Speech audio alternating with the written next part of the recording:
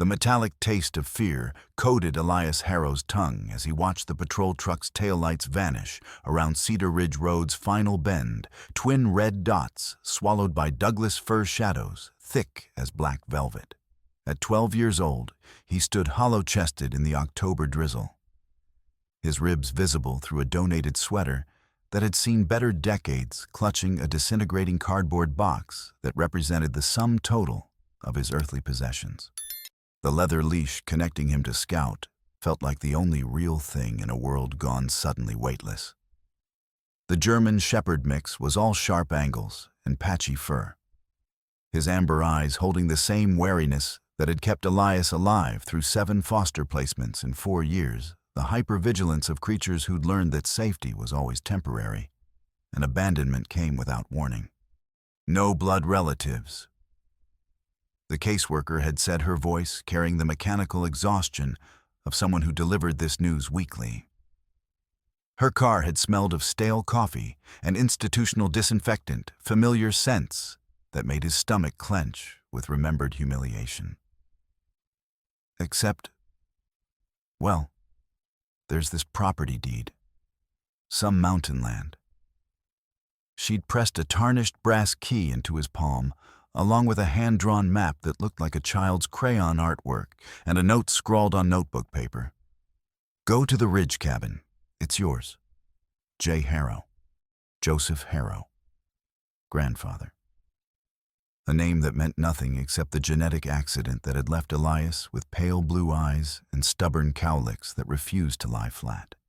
The paved world had ended 2 miles back, where Cedar Ridge Road dissolved into rutted dirt that wound upward through trees so ancient they seemed to remember when this country belonged to no one.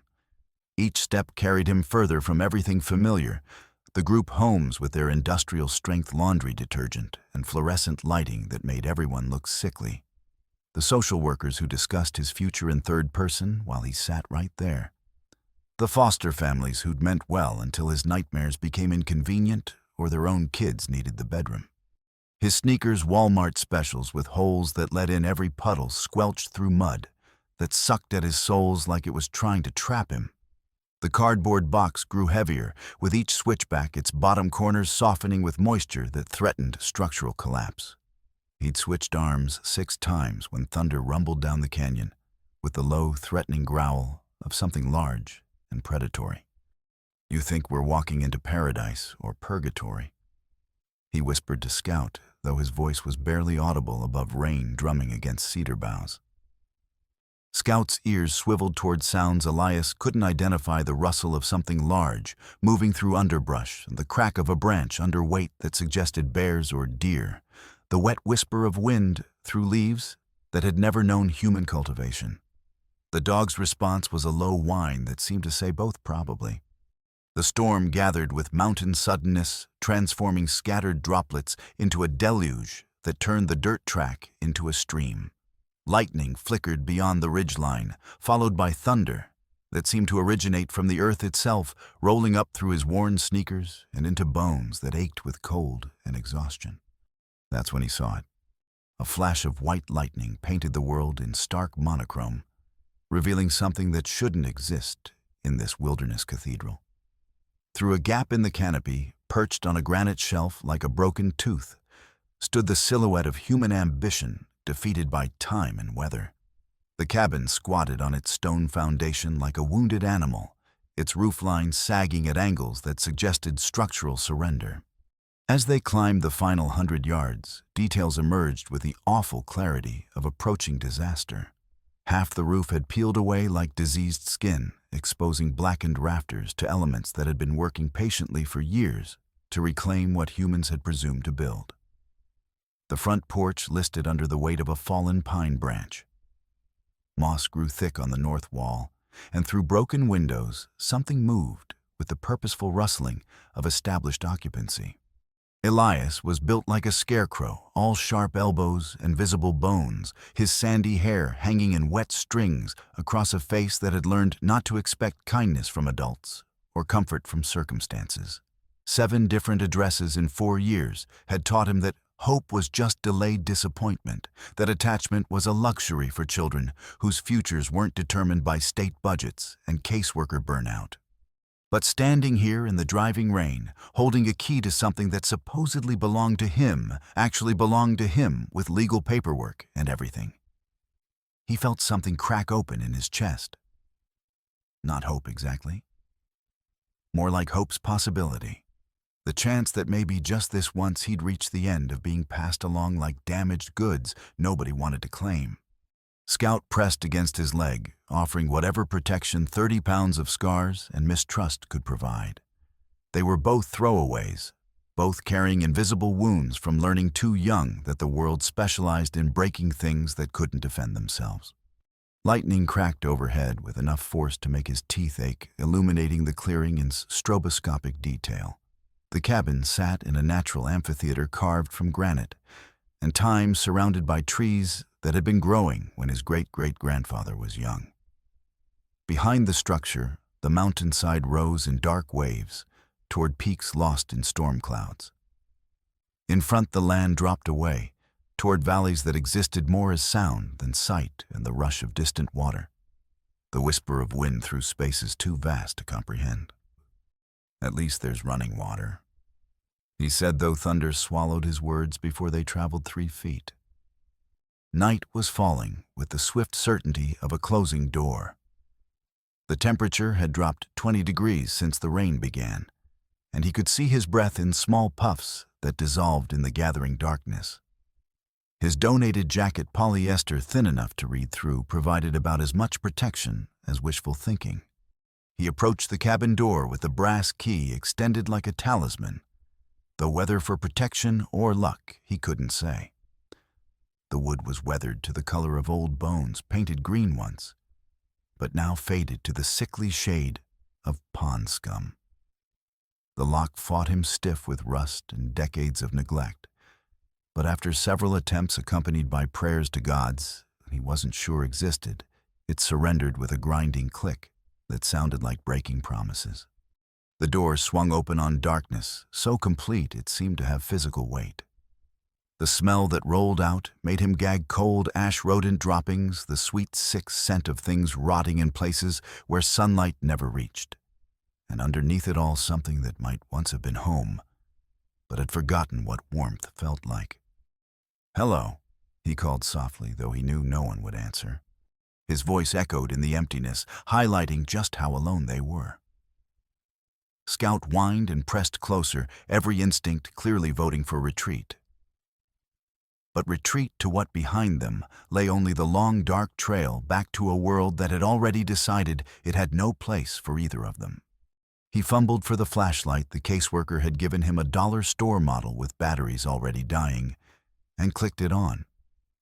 The weak beam cut through darkness like a penlight in a cathedral, revealing glimpses of abandonment, a stone fireplace filled with ash, so old it had turned to powder, a wooden table covered in dust, and the small, dark pellets that meant rodents had claimed this territory. Shelves lined with empty mason jars that caught his light like imprisoned stars. This was home now. This broken shell in the middle of nowhere with its collapsing roof and rodent highways and the sound of small claws scurrying away from his light. This was all he had, and somehow it would have to be enough. Scout looked up at him with dark eyes that seemed to ask, "What now, partner?" What's the plan when there is no plan? For the first time in his conscious memory, the answer was entirely up to him. The thought was both terrifying and intoxicating, like standing at the edge of a cliff and realizing you could choose to fall or fly, and either way, the choice was finally completely yours. Thunder crashed overhead with enough violence to rattle the broken windows, and night settled around the cabin like a shroud woven from storm and solitude. But inside, however damaged and cold it might be, they were out of the rain. For now, that felt like miracle enough.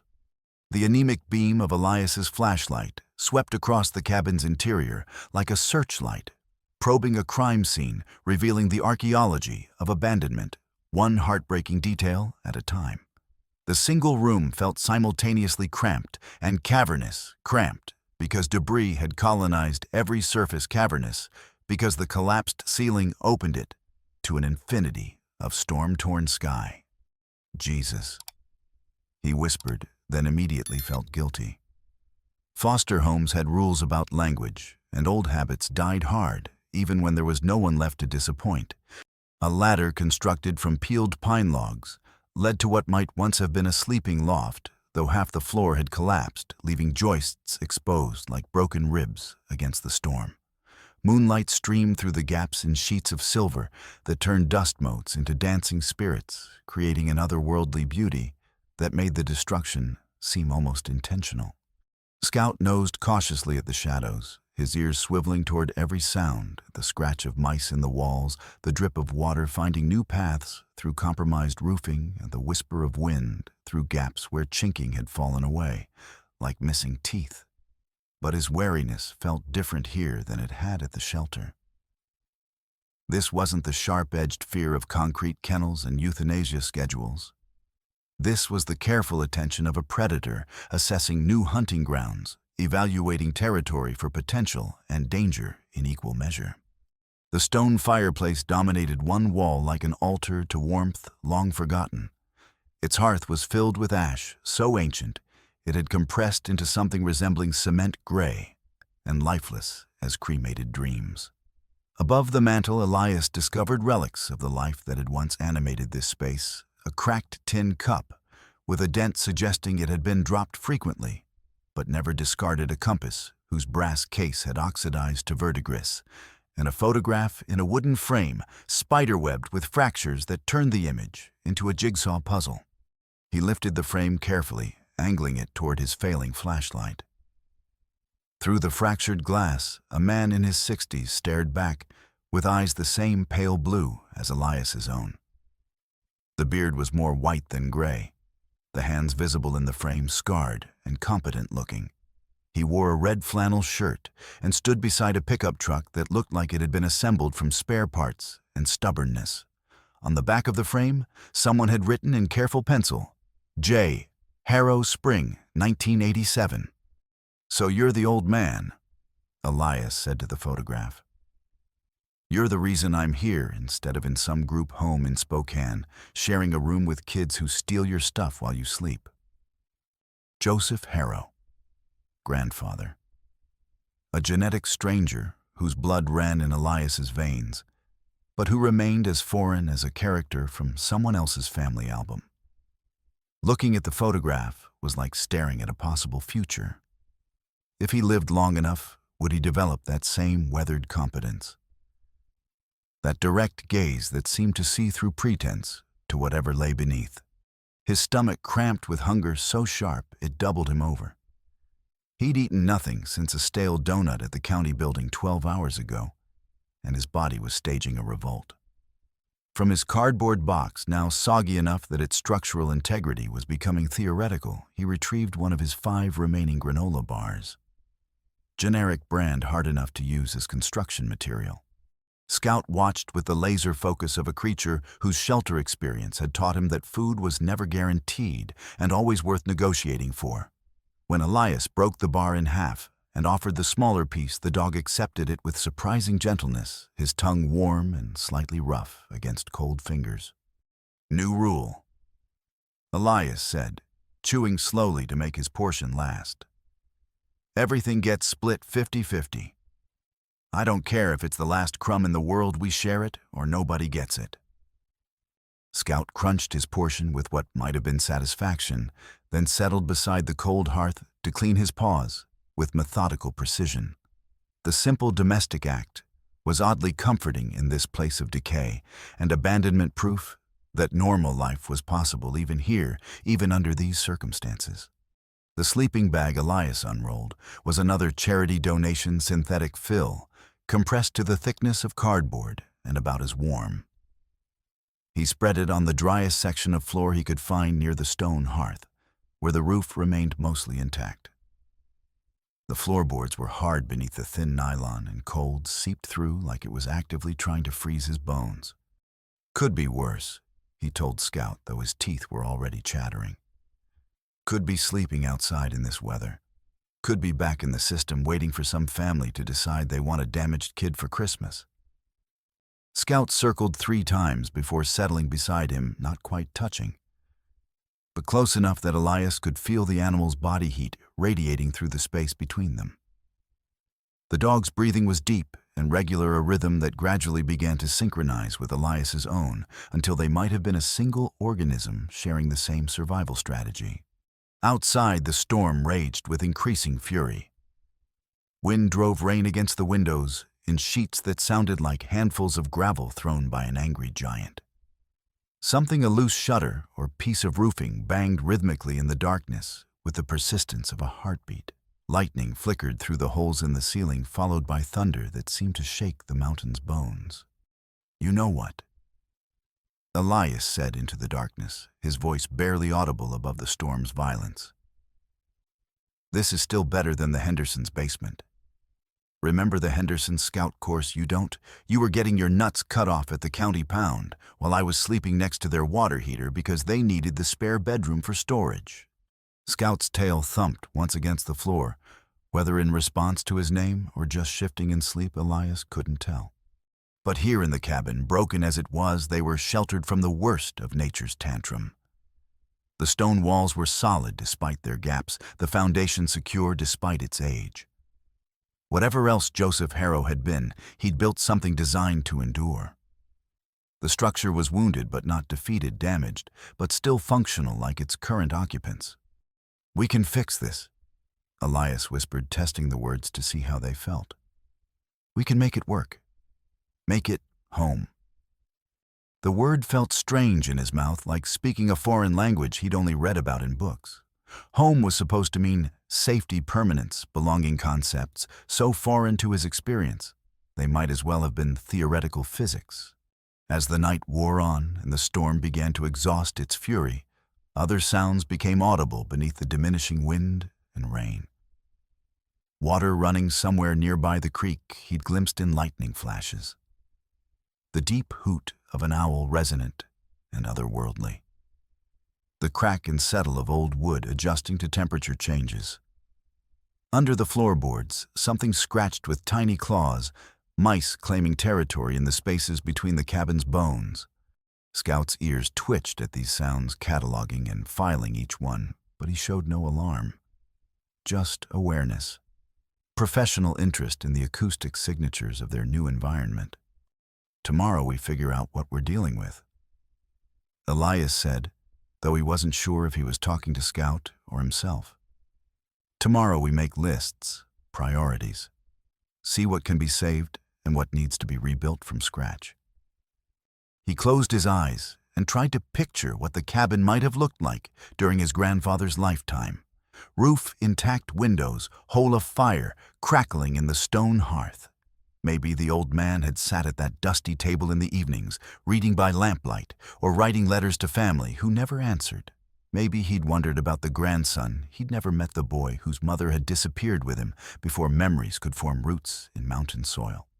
Now that boy was back, carrying 12 years of institutional damage and the kind of hypervigilance that came from never knowing when the next abandonment was scheduled. But he was here, and the choice to stay or go was finally completely his own. The thought settled over him like a physical weight, not burden exactly, but responsibility. For the first time in his conscious memory, he held real power over his own future. What happened next would be determined by his choices, his effort, his willingness to learn from mistakes instead of being destroyed by them. In the morning, he would explore. He would take inventory of resources and challenges. He would begin the long process of transforming survival into something approaching life. But tonight, listening to Scout's rhythmic breathing and the conversation of wind through broken rafters, Elias allowed himself to imagine possibility stretching out ahead of him like an unmapped trail. A roof that didn't leak. Windows that kept out the cold. A garden where he could grow food. Maybe even a workshop where he could build things with his hands, create instead of just endure. For the first time in years, tomorrow felt like something he actually wanted to experience. Dawn arrived not as sunrise, but as a gradual retreat of darkness gray light seeping through the cabin's wounds like weak tea through cheesecloth. Elias woke to Scout's nails clicking on floorboards as the dog conducted his morning security sweep, checking corners and crevices with the thoroughness of a professional investigator. "Morning, boy." Elias croaked, his voice rough from sleeping with his mouth open in the dry mountain air. "Sleep better than I did, I hope." Scout's response was a tail wag and a wet nose pressed against his palm. On the closest thing to affection either of them had experienced in months. When Elias stepped onto the sagging front porch, the world that greeted him stole what little breath the altitude had left in his lungs. The storm had washed everything clean, leaving colors so saturated they looked artificial. Pine needles gleamed like emeralds. Granite faces sparkled with embedded mica, and the sky stretched overhead in a blue so intense it made his eyes water. Holy shit. He breathed and then immediately felt guilty again. Old habits. The view from the cabin was a geography lesson in vertical superlatives. To the north, mountains rose in overlapping waves that faded from green to blue to purple before disappearing into clouds that looked close enough to touch. To the south, the land dropped away through dense forest toward valleys that existed more as suggestion than sight depth implied by the way sound carried and light fell. A red-tailed hawk circled overhead, riding thermals with the casual competence of something perfectly adapted to its environment. Its cry echoed off the canyon walls, wild and free, and utterly unlike any sound from the civilized world Elias had left behind. Scout had finished his security assessment and was now investigating something behind the cabin with the focused intensity that meant discovery.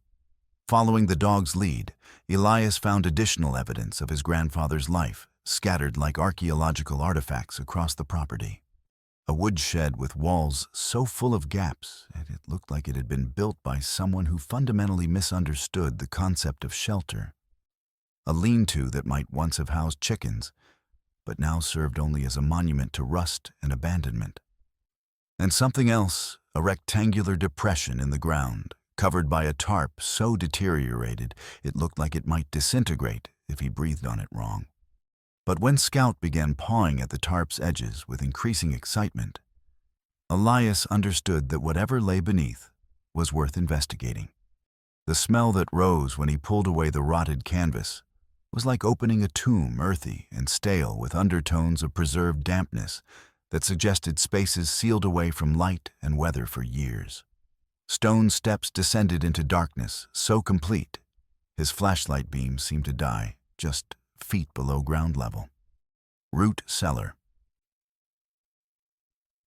He said the words carrying more weight than a simple identification.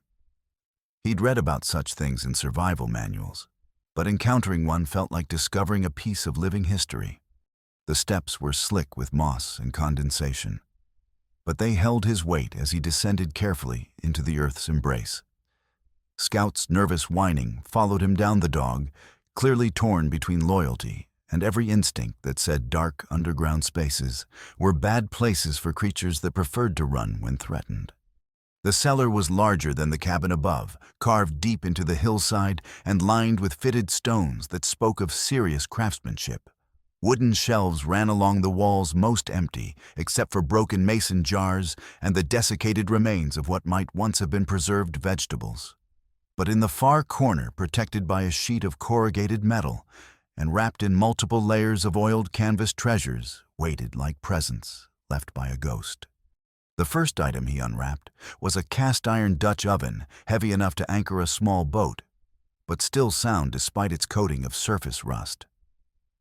Beneath that hand, tools wrapped in cloth that had somehow kept them from corroding, a hatchet with an edge that would sharpen up nicely, chisels of various sizes, a draw knife that would be perfect for working green wood. But it was the final discovery that made his hands shake as he lifted it into the weak circle of flashlight illumination. A leather journal stitched together with what looked like fishing line. Its cover worn smooth by countless hands, its pages filled with careful writing in pencil that had somehow remained legible despite the passage of years. Inside the front cover, an inscription in block letters: "For the boy I failed to meet, J. Harrow." Jesus, Elias whispered, then caught himself. "Sorry, Scout. Damn. Look at this." He sank to his knees on the cold stone floor, the journal open in his lap. Scout pressed against his side, as if sensing the significance of this moment. Page after page revealed his grandfather's world in meticulous detail. Hand-drawn maps of the local terrain, showing game trails and water sources, diagrams of traps and snares, with notes about seasonal effectiveness, botanical illustrations of edible plants, with careful notations about preparation and dosage. There were weather prediction techniques based on cloud formations and wind patterns, instructions for reading animal behavior to predict storms, detailed calendars showing when various plants fruited and how to preserve them for winter consumption. His grandfather had documented everything with the obsessive thoroughness of someone who understood that forgotten knowledge could mean the difference between comfort and suffering, between life and death. Near the middle of the journal, Elias found architectural sketches that made his breath catch. Not just repair instructions for the existing cabin, but plans for improvements that would transform the crude shelter into something approaching modern comfort. A proper foundation, insulated walls, a metal roof that would shed snow instead of collecting it. There were diagrams for a solar power system, a propane heating arrangement, even plans for a workshop equipped with real tools. He was planning to rebuild, Elias said to Scout, who was watching him with patient attention. He wasn't just surviving up here, he was trying to build something permanent. But it was the final discovery that completed the picture.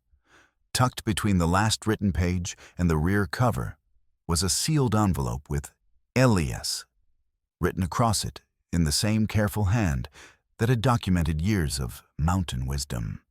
He stared at his name for a long moment, written by a man he'd never met in a place he'd never been years before. He'd even known this cabin existed. The weight of that connection, fragile as spider silk, but stronger than steel, settled in his chest like a physical presence. But he didn't open the envelope. Not yet. First, he needed to understand what he was dealing with, what resources he had available, what kind of foundation his grandfather had left for him to build upon.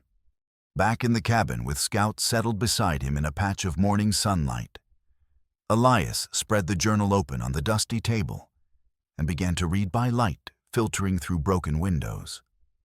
The entries spanned decades, from his grandfather's first clumsy attempts at mountain living to sophisticated systems for water management, food preservation, and seasonal planning. "Listen to this, Scout," he said, reading aloud. October 12th. Roof leaked again during last night's storm. Beginning to think the problem isn't the patches, but the underlying structure. Sometimes you have to tear everything down to the bones before you can build it back up right. Scout's tail thumped against the floor, whether in response to his voice or just general approval of the morning's discoveries. The journal's writing style evolved as Elias read deeper, from tentative notes about failures and mistakes to confident explanations of techniques that had been tested and refined through years of practice. It was like watching someone learn to live, to adapt, to become competent through the slow accumulation of hard-won knowledge. Most importantly, there were lists. Detailed inventories of tools needed for various tasks, seasonal calendars showing when to plant and harvest, even recipes for making soap from wood ash and animal fat. His grandfather had documented everything with the thoroughness of someone who understood that in a place like this, self-sufficiency wasn't a lifestyle choice, it was a survival requirement. As the morning progressed and his grandfather's voice spoke to him across the years through careful pencil marks on yellowed paper, Elias began to see the cabin differently. Not as a ruin to be mourned, but as a foundation to be built upon. The bones were good solid stone foundation, hand-hewn logs that had weathered decades of mountain storms, a design that worked with the natural features of the site rather than fighting against them. He found a stub of pencil wedged in the journal's binding and began making his own notes in the margins, observations about current conditions, ideas for prioritizing repairs, questions about techniques he didn't understand yet. It felt like having a conversation across time with a grandfather he'd never known, a collaboration between past experience and present necessity. "You know what, old man?" he said to the photograph on the mantel. "You might have been a hermit, but you weren't stupid. This is good stuff. This could actually work." Outside, Scout was patrolling the clearing with systematic thoroughness, mapping their new territory with nose and eyes and instincts honed by generations of survival. Occasionally, he would pause to look back at the cabin, as if checking to make sure Elias was still there, still committed to this strange new adventure they'd embarked upon together. The sun was climbing higher now, painting the clearing in shades of green and gold that made even the cabin's damage look somehow romantic. For the first time since the caseworker had driven away, Elias felt something that might have been hope rising in his chest, like smoke from banked coals. The journal made it clear that his grandfather had failed plenty of times before finding solutions that worked. There were crossed-out diagrams notes about experiments that had led nowhere, warnings about approaches that seemed promising, but proved impractical under real-world conditions. But there was also clear evidence of eventual success. Techniques that had been refined through trial and error until they became reliable. Systems that had been tested against the mountain's worst weather and found adequate. Knowledge that had been accumulated grain by grain until it became wisdom. "Learn from my mistakes," his grandfather seemed to be saying across the decades. "But don't be afraid to make your own. That's how competence is built, one failure, one small success, one lesson learned at a time." The envelope could wait until he'd proven himself worthy of whatever message it contained. First, he would show his grandfather's ghost that the investment of time and hope hadn't been wasted on someone who would just give up at the first sign of difficulty. First, he would learn to stay. 3 days of confidence-building preparation couldn't have prepared Elias for how spectacularly wrong everything could go in a single morning. The journal's diagrams had made roof repair look manageable, straightforward instructions accompanied by detailed sketches that seemed to account for every variable. What the pages couldn't convey was how different theory looked when you were balanced on rotting lumber 30 feet above granite-hard ground, with October wind trying to peel you off like old paint. "Now this is fine," he muttered through clenched teeth, trying to position a warped board over the largest hole while his legs trembled with the effort of maintaining balance. Totally under control. Scout paced nervously below, whining with increasing agitation, as Elias struggled with materials that seemed designed to thwart every attempt at cooperation. The dog's distress should have been a warning, but Elias was too focused on the immediate challenge to interpret the signals his partner was broadcasting. The first board seemed to fit adequately. The second required creative problem-solving and strategic cursing, but eventually yielded to persistence and determination. He was reaching for the third when the support beam beneath his feet decided it had endured enough stress for one lifetime. The rotten timber gave way, with a sound like a rifle shot dropping Elias through the roof in a cascade of splinters, rusty nails, and decades of accumulated debris. He crashed onto the cabin floor with enough force to drive the breath from his lungs, landing in a pile of broken lumber that had followed him down from above like wooden rain. "Fuck!"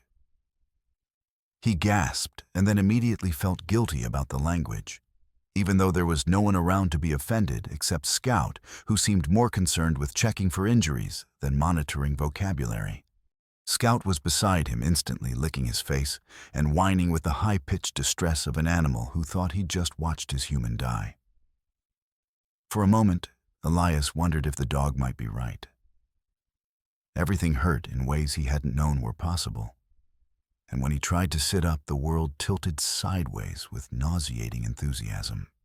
But worse than the physical damage was the psychological blow. The hole in the roof, instead of being repaired, was now easily twice its original size. Rain began falling through the enlarged opening within minutes, soaking the interior and turning dust into mud that smelled like failure and broken promises. "Why can't I do anything right?" He shouted at the broken rafters, his voice cracking with frustration that had been building for years. "Why is everything so goddamn hard?" Scout pressed against him, offering comfort that felt genuine in a way human sympathy never had. But Elias could see his own incompetence reflected in the dog's worried eyes. They'd been here less than a week, and already he'd managed to make their situation objectively worse. The fishing disaster came 2 days later, driven by hunger that had progressed beyond discomfort into genuine desperation. His granola bar supply was down to 2.5, and his stomach had started producing the kind of hollow gnawing pain that made it difficult to concentrate on anything except food. "How hard can it be?" he asked Scout, who was watching his preparations with what looked suspiciously like skepticism. "Fish are stupid. Water's full of them. Grandfather's journal has detailed instructions." The journal did indeed contain elaborate diagrams for fish traps and instructions for crafting hooks from wire. But Elias had convinced himself he could start with something simpler. Basic principles, improvised materials, beginner's luck. He cut a willow branch from the trees along the creek-tied fishing line he'd found tangled in the woodshed debris to one end and bent a safety pin into what he hoped would function as a hook. Scout's expression suggested he had serious doubts about this entire enterprise. Wading into the creek was like stepping into liquid ice. The current was stronger than it looked from shore, and smooth stones shifted treacherously under his feet, threatening to dump him into deeper pools where the water ran dark and swift enough to carry a body downstream before hypothermia finished the job. But when he cast his improvised line into the eddy behind a large boulder, something struck almost immediately. The line went taut, then vibrated with the electric energy of a living creature fighting for its freedom. For a wild moment, Elias felt the primitive thrill of successful predation, the satisfaction that came from outwitting prey on its own territory. "Got one!" He yelled to Scout, who began barking with excitement that seemed to validate his technique. His celebration lasted exactly long enough for physics to reassert control over optimism. The safety pin, never designed to bear the weight of a fighting fish, straightened under stress like a paperclip in a child's hands.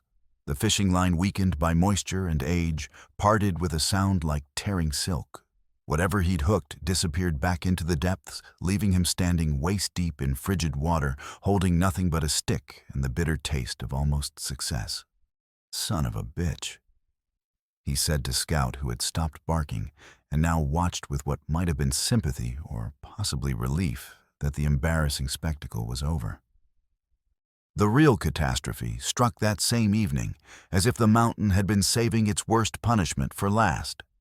Discouraged by his failures, but determined to salvage something positive from the day, Elias had managed to get a fire going in the stone hearth, using techniques copied from the journal. The work had been harder than the instructions suggested, finding properly dry tinder, building the right structure of kindling nursing flames that seemed determined to die, despite his best efforts. But eventually, blessed warmth began radiating from the fireplace, making the cabin feel almost livable for the first time since his arrival. He was just beginning to believe that maybe possibly he could figure this out when the first hailstone struck the roof. It started as scattered taps, like someone dropping marbles one at a time. Then more faster, until the sound escalated into a continuous roar that drowned out all other noise. Through the enlarged hole in the roof, ice began falling into the cabin.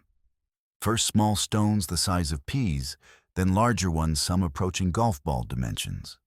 Scout pressed against his legs, trembling with terror at the violence of the sound. Elias grabbed their supplies and his grandfather's journal, wrapping everything in the damp sleeping bag, and headed for the root cellar. But the cellar door, already weakened by decades of weather, and his earlier exploration, chose that moment to demonstrate the limits of rotted wood and corroded hinges. The frame had swollen with moisture, and when he yanked on it with the desperation of someone whose shelter was being demolished by frozen precipitation, the entire assembly gave way, with a sound like breaking bones. The door tore completely free of its moorings, sending him tumbling backward into Scout. They both went down in a tangle of limbs and fur, the heavy wooden door crashing beside them with enough force to crack the stone steps. But they made it into the cellar, where they huddled in darkness that pressed against their eyes like a physical presence. His flashlight had been damaged in the fall, its beam flickering uncertainly and casting dancing shadows that made everything look unstable and threatening. Water from the destroyed entrance began seeping down the stone steps, turning their refuge into a gradually flooding cave. "I'm sorry," he whispered to Scout, his voice barely audible over the storm's violence.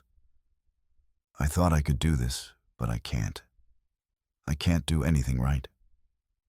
Scout's only response was to press closer, offering what comfort he could to the human who'd promised to take care of them both, and was clearly failing at the job. When the storm finally passed, they emerged to find their world transformed into something from an alien planet.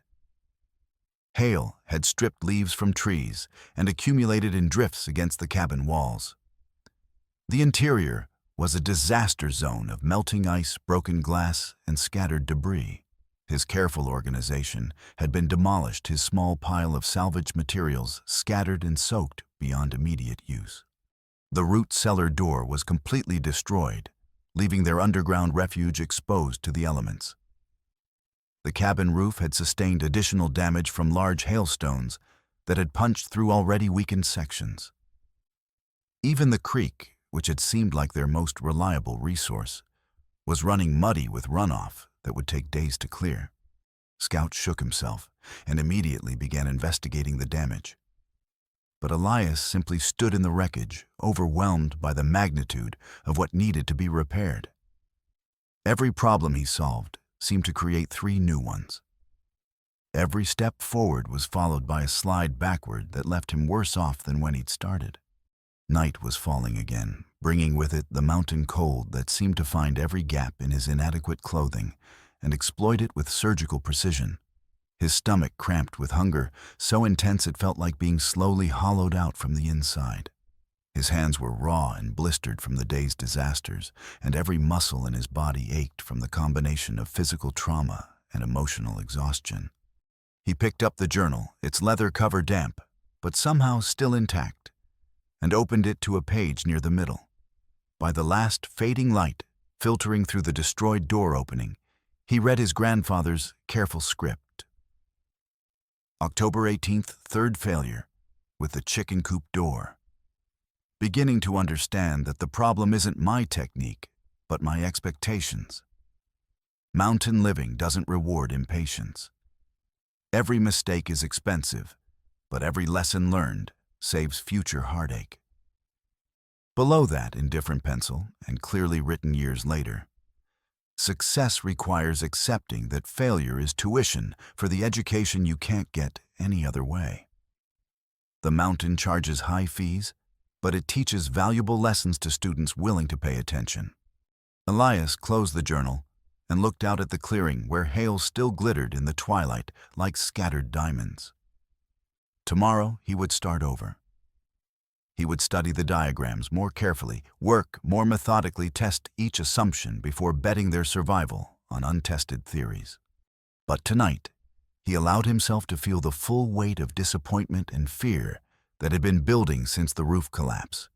Scout settled beside him in what remained of the doorway, and together they watched the first stars appear over mountains that looked both beautiful and utterly indifferent to human suffering.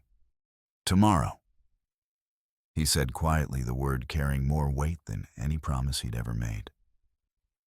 "Tomorrow we figure out how to do this without fucking it up."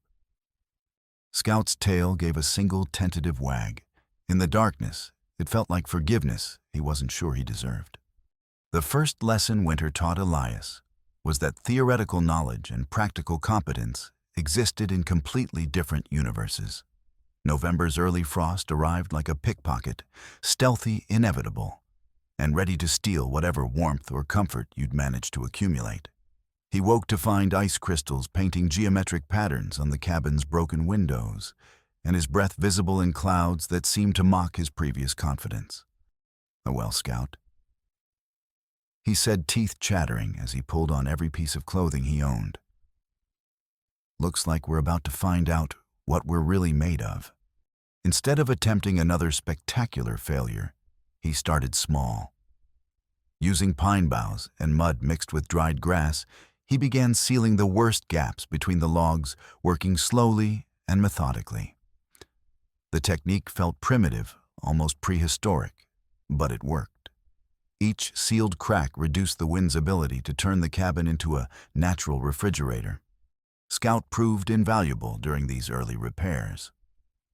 The dog's instincts about weather changes were uncannily accurate, when Scout's behavior shifted from relaxed alertness to focused tension. Elias learned to secure loose materials and prepare for storms that invariably arrived within hours of the warning. More importantly, Scout seemed to understand their partnership in ways that went beyond simple pet-owner relationships.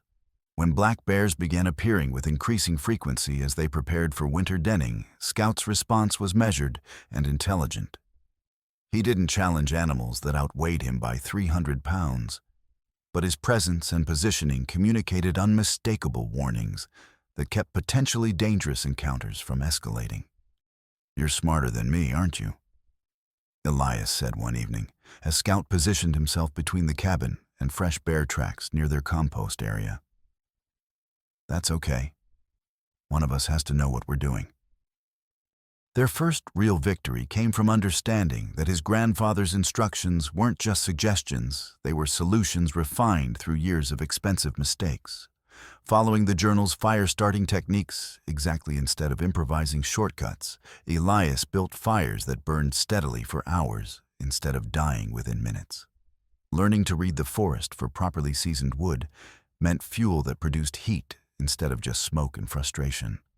But success in small things only highlighted how unprepared they were for winter's full assault. Food became an obsession that dominated every waking moment. The journal's hunting and fishing instructions were far more complex than Elias had initially realized, requiring not just the right equipment, but an understanding of animal behavior that could only be gained through patient observation and repeated failure. The first serious cold snap arrived in mid-December, with the subtle menace of a stalking predator. Temperatures dropped below zero and stayed there for a week, turning the cabin into an icebox despite his improvements. His water containers froze solid, requiring him to melt snow for drinking water, a process that consumed precious fuel and never seemed to provide enough liquid to satisfy their constant thirst. Worst of all, the game disappeared. Deer moved to lower elevations where browsing was easier. The rabbits he'd been learning to trap seemed to vanish into winter dens that existed in some dimension parallel to his own. Even the creek, his most reliable resource, developed a shell of ice thick enough to walk on. "We're in trouble, aren't we?" he asked Scout one morning as he counted their remaining food supplies. 2 granola bars, a can of beans he'd found in the root cellar, and approximately 3 pounds of rice that had somehow survived the mice. Scout's response was to rest his head on Elias's knee and look at him with eyes that seemed to say, "We'll figure it out." We always do. Hunger became a constant companion, gnawing at his stomach and clouding his thinking with the fog of semi-starvation. He learned to move more slowly, conserve energy, think twice before undertaking any physical activity that might burn calories they couldn't spare. Some nights the temperature dropped so low that he had to choose between staying warm and staying fed. The wood needed to keep the fire burning all night, versus the food needed to fuel his body's internal furnace. It was during the worst of the hunger that Elias experienced what he would later realize was his first genuine breakthrough. Following his grandfather's snare diagrams with obsessive precision, he caught a snowshoe hare along a game trail he'd been watching for weeks. The trap worked exactly as described, a simple noose arrangement that used the rabbit's own momentum to secure it humanely and efficiently. Standing over the warm body in the snow, he felt something shift inside him. Not just relief at having food, but a deeper understanding of what it meant to take responsibility for his own survival. This wasn't charity food provided by institutions or foster families. This was sustenance he'd earned through observation, patience, and skill. "Thank you," he said to the rabbit, and meant it in a way that would have been impossible to explain to someone who'd never faced genuine hunger. "I won't waste any part of you." Preparing the rabbit using techniques from the journal was like participating in a ritual that connected him to thousands of years of human survival. He worked slowly and respectfully, understanding for the first time that meat wasn't something that came wrapped in plastic from a grocery store. It was life transformed into life, with all the responsibility and gratitude that such transformation required. Winter's grip tightened through January like a slowly closing fist. Snow accumulated until drifts reached the cabin's windows, creating a world of muffled sound and crystalline beauty that was both gorgeous and terrifying. Some mornings, he had to dig their way out of the cabin, clearing paths to the woodpile and the creek that required constant maintenance. But hardship was teaching him lessons that comfort never could. He learned to read weather signs and cloud formations and wind patterns, predicting storms with accuracy that would have impressed meteorologists. He developed an intuitive understanding of calories and energy expenditure, planning each day's activities around the fuel they could afford to burn. Most importantly, he learned to think in seasons rather than days.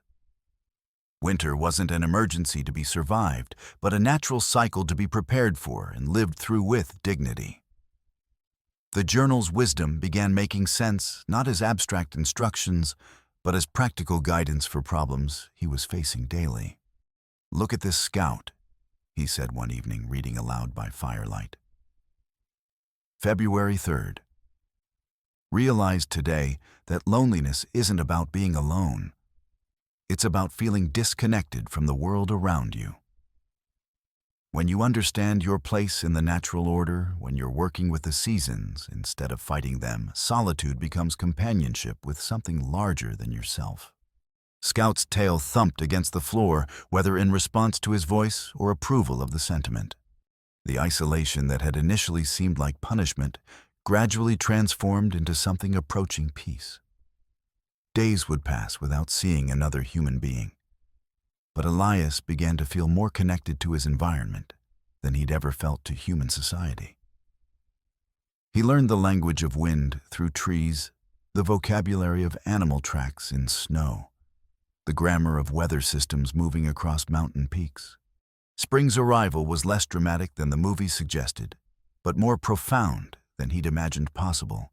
Snow melted gradually, revealing ground that looked impossibly green and alive after months of white monotony. The creek swelled with runoff, roaring past the cabin, with a voice that spoke of power and renewal, and the eternal cycle of death and rebirth. But spring brought challenges that winter's simplicity had hidden. Snowmelt turned every low area into a temporary marsh, creating perfect breeding conditions for insects that attacked in clouds thick enough to make outdoor work nearly impossible. The increased water flow revealed weaknesses in his winter repairs, requiring constant maintenance and adjustment. Most significantly, spring was when his accumulated knowledge finally began crystallizing into genuine competence. The techniques he'd been practicing all winter, fire building, weather prediction, food preservation, became automatic responses rather than conscious efforts. He could identify edible plants by silhouette, predict animal behavior based on seasonal patterns, repair equipment using materials scavenged from the mountain itself. The garden he planted in May represented his first real attempt at partnership with the land, rather than simply taking from it. Using seeds he'd found cached in the root cellar packets, labeled in his grandfather's careful script with planting dates and spacing requirements. He prepared ground behind the cabin, amending soil with compost from their winter's organic waste and wood ash from the fireplace. "Think these will grow?" he asked Scout, who was supervising the planting process from a patch of shade nearby. Scout's response was to dig up one of the potato eyes he'd just planted, then look embarrassed when Elias gently corrected him. "We're learning together, aren't we?" Elias said, replanting the potato with careful precision. Neither of us knows what the hell we're doing, but we're figuring it out as we go. By the end of his second summer on the mountain, Elias had transformed from a desperate refugee into something approaching competence. The cabin was weather-tight and comfortable, its repairs holding strong against the kind of storms that had once threatened to destroy them.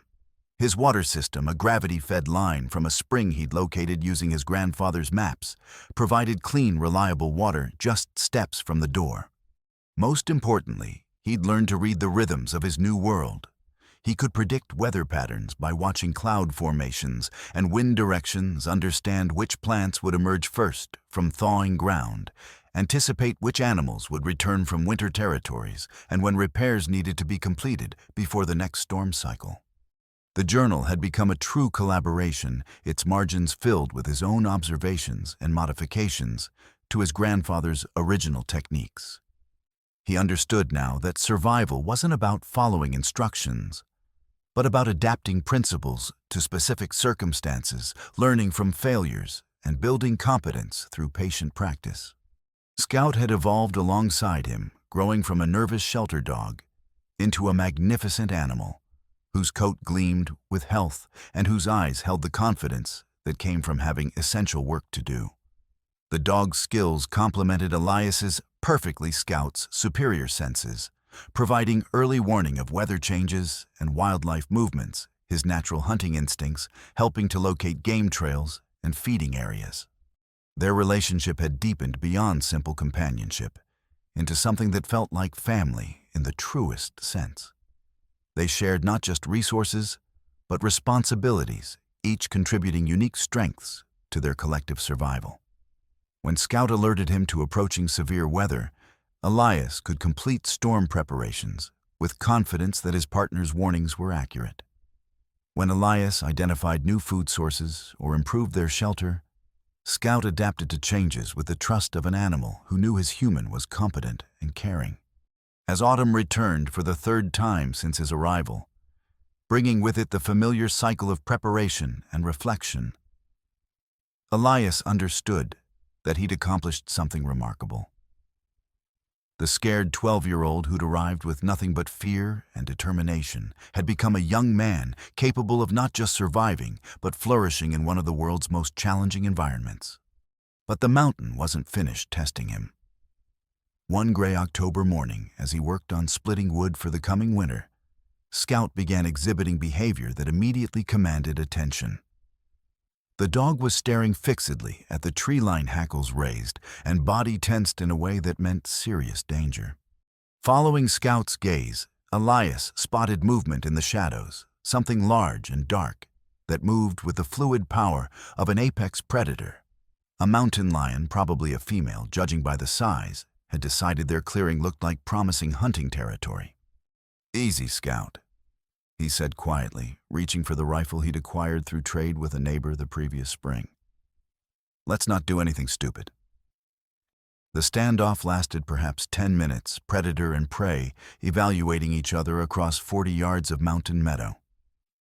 The lion's eyes were pale gold and utterly alien, holding an intelligence that was both beautiful and terrifying. This wasn't a domestic animal that could be reasoned with or trained. This was wilderness in its purest form, death-wearing fur and muscle and evolutionary perfection. Scout never moved from his position between Elias and the threat. But he didn't bark or challenge the cat directly. He simply stood his ground, communicating through body language that this territory was occupied by creatures willing to defend it. After what felt like hours, but was probably minutes, the lion decided the clearing offered more complications than opportunities. It melted back into the forest with the boneless grace that made cats such effective predators, leaving only the memory of pale eyes and the understanding that they shared this mountain with forces beyond their control. "Good boy," Elias said, kneeling beside Scout and running his hands through the dog's thick fur. "That was perfectly handled. No heroics, no panic, just professional threat assessment." Scout's tail wagged once, Then he resumed his patrol of the clearing, as if mountain lions were just another part of the job description. The encounter left Elias with a profound understanding of how much he'd changed during his time on the mountain. 3 years ago, he would have panicked, made noise, possibly triggered an attack through inexperience and fear. Now he'd handled a potentially deadly situation with the calm competence of someone who belonged in this environment, who understood its rules and rhythms. As winter approached again, he felt ready for whatever challenges the mountain might devise. He had skills now and knowledge, and most importantly, a partner whose loyalty and intelligence had been tested by every hardship their isolated world could provide. Together, they had built something that would endure. Not just a shelter, but a life. Not just survival, but home. The discovery that would redefine everything began like most revelations with Scout's increasingly agitated behavior on what seemed like an ordinary morning in late May of Elias's 4th year. They'd been expanding the root cellar, a project that required moving centuries of accumulated debris and stones that had settled into configurations that seemed designed to resist human ambition. Scout had been circling the same section of the back wall for 30 minutes, his behavior escalating from casual interest to focused obsession. This wasn't his usual alert for weather or wildlife. This was the purposeful persistence of an animal who detected something significant and was trying to communicate its importance to his slower human partner. "What is it, boy?" Elias set down his shovel and knelt beside Scout, running his hands over the stone wall where the dog's attention was focused. "You find a mouse nest, dead body, secret treasure." The joke felt less funny when his fingers detected something unusual, subtle variations in the mortar that suggested human intervention beyond the original construction. More telling when he tapped the stones with his knife handle, certain sections produced a hollow sound that spoke of empty space beyond solid-looking walls. Working with the methodical patience that 4 years of mountain living had burned into his character, Elias began chipping away mortar that proved to be newer than the surrounding stonework, despite being decades old. Scout watched with increasing excitement, occasionally offering encouragement through soft woofs that seemed to approve of the investigation's direction. After 3 hours of careful work, during which Scout never moved from his supervisory position, the outline became clear. A rectangular section of wall had been bricked up to conceal whatever lay behind it, camouflaged so skillfully that only the most careful examination would reveal the deception. When the final stone came free, it revealed a cavity lined with oiled paper that had somehow kept moisture from penetrating the hidden chamber. Inside, wrapped in multiple layers of canvas and preserved by decades of dry storage, were items that made Elias's hands shake as he lifted them into the lamplight. The first was another journal bound in leather that looked more expensive than the original. Its pages filled with his grandfather's familiar handwriting, but containing entries that were different, more personal, more philosophical, documenting not just survival techniques, but reflections on solitude, purpose, and what it meant to build a meaningful life in a place that demanded everything you had to give. The second item was a roll of professional blueprints that took his breath away. These weren't rough sketches or repair diagrams, but architectural plans for an entirely new structure, a house that would transform the crude survival shelter into something approaching luxury.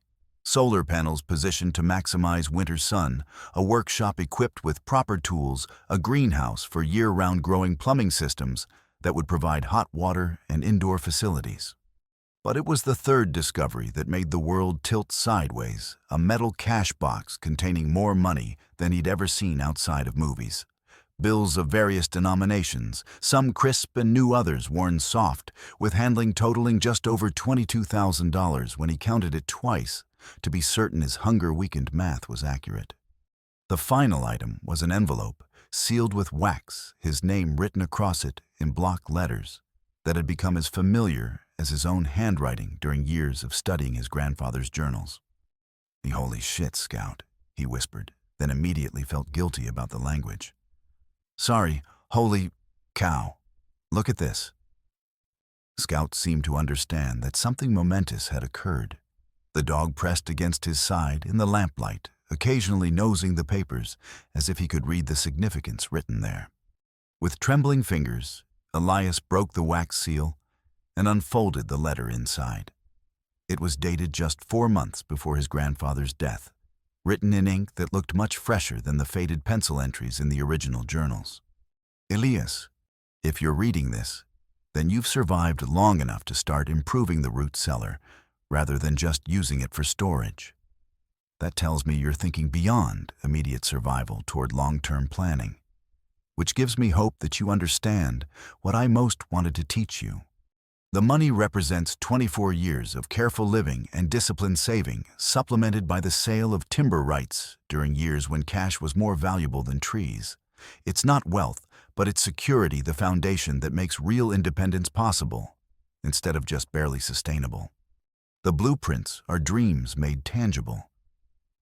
I spent 8 years designing that house, thinking about how to live well in this place, without destroying what makes it special.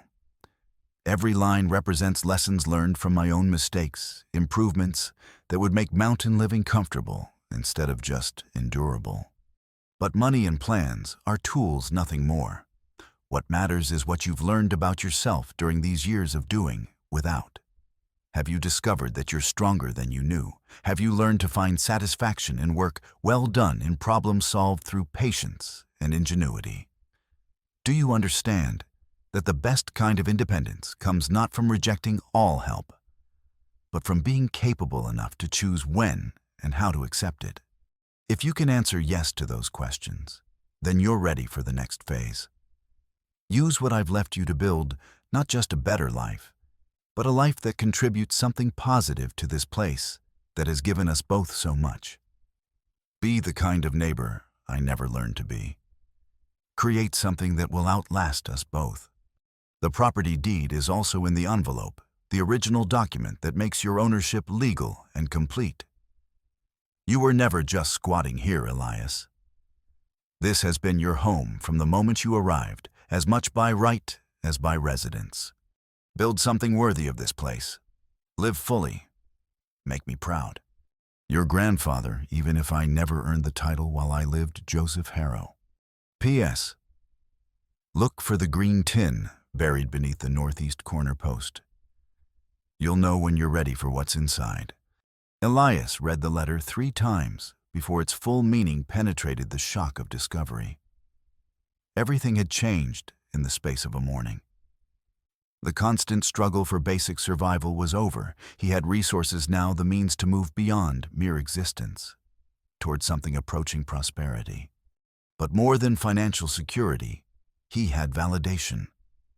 His grandfather hadn't just left him property and equipment. He'd left him proof that the old man had been watching, somehow had been proud of what his unknown grandson had accomplished through years of hardship and gradual mastery. The green tin was exactly where the letter promised, buried 18 inches down and wrapped in oiled canvas that had kept its contents perfectly preserved.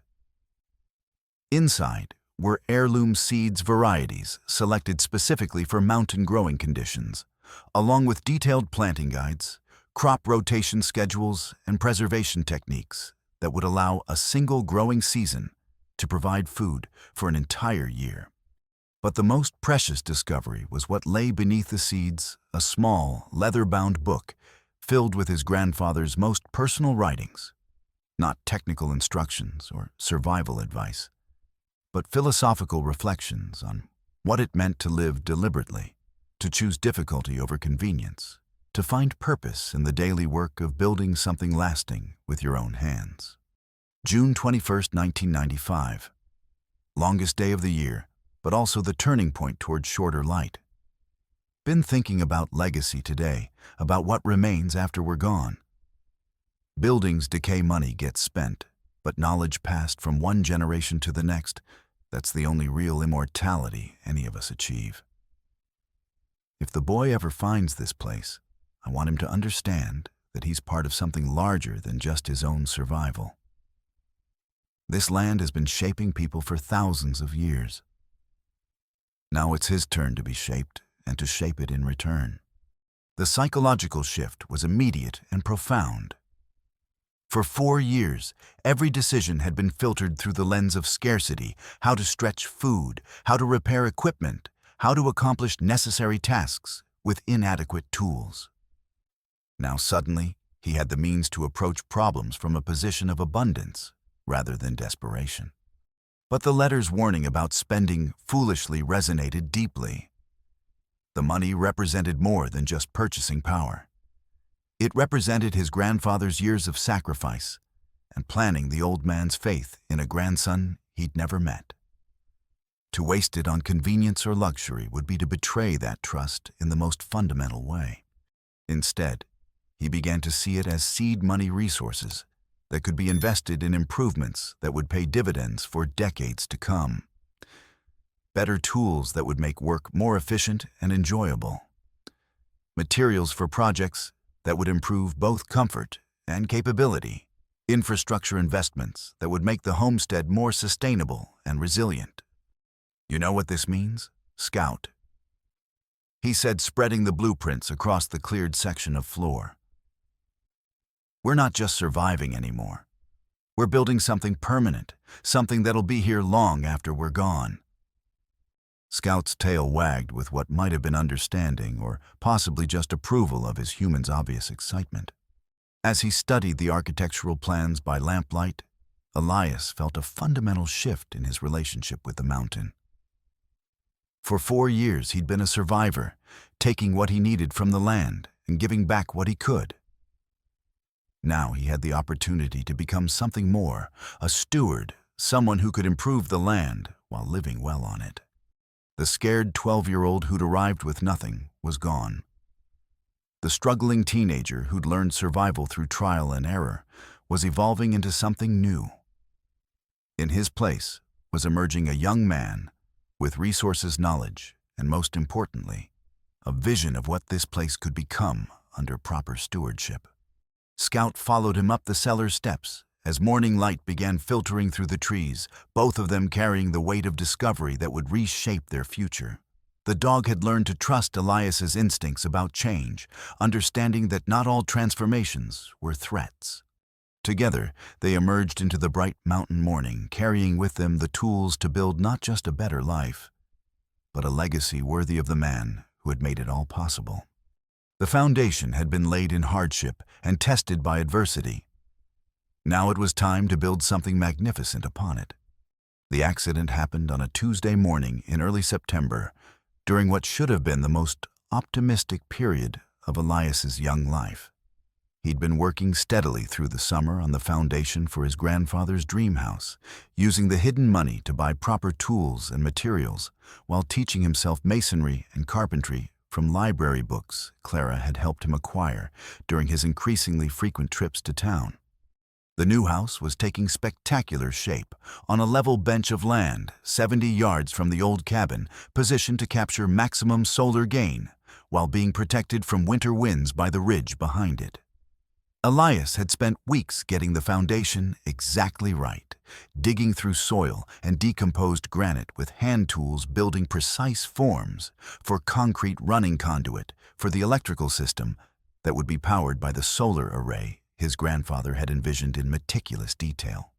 Scout had been his constant companion through the construction work's self-appointed supervisor of the entire project.